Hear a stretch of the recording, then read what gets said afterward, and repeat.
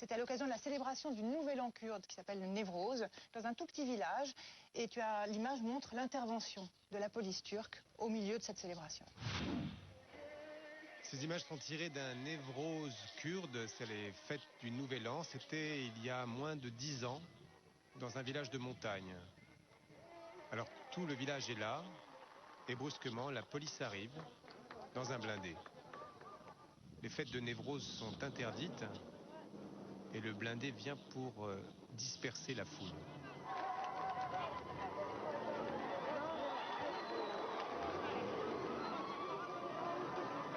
Ce deuxième blindé va faire un signe au caméraman. Arrête de tourner. Le caméraman va détourner sa caméra, puis reprend son tournage. La foule refuse de se disperser. Alors on passe à une autre tactique. Les policiers sortent des blindés et ils attrapent ceux qui courent le moins vite.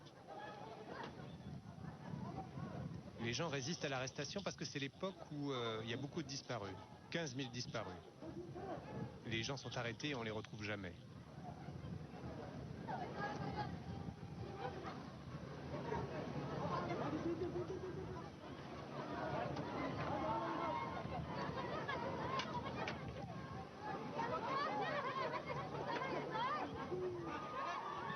Soudain, les policiers ne supportent plus la présence des caméras.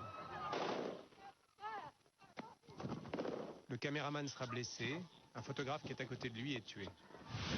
On aimerait dire que ça va beaucoup mieux en Turquie depuis que ces images ont été tournées il y a 8 ans, et c'est vrai que les choses se sont un peu détendues, mais tout de même, cette semaine, personne n'ignore qu'il y a eu un tremblement de terre à Bingöl. Bingöl, ça se trouve dans le Kurdistan turc. Vous savez qu'il y a des centaines de victimes. Eh bien, voilà ce qui s'est passé la semaine dernière, c'était vendredi dernier. Des Kurdes sont venus protester devant le bureau du gouverneur pour demander une meilleure efficacité des secours. Voilà comment la police les a traités.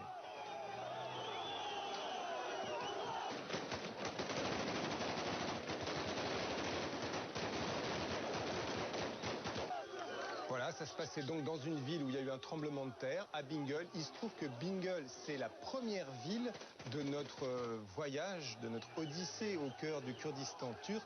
Et vous allez comprendre que les images que nous avons tournées il y a maintenant un mois éclairent celles d'aujourd'hui. C'est donc un documentaire, un reportage plutôt que nous avons intitulé « Voyage au cœur d'une guerre sans images ». Vous allez comprendre pourquoi en le regardant.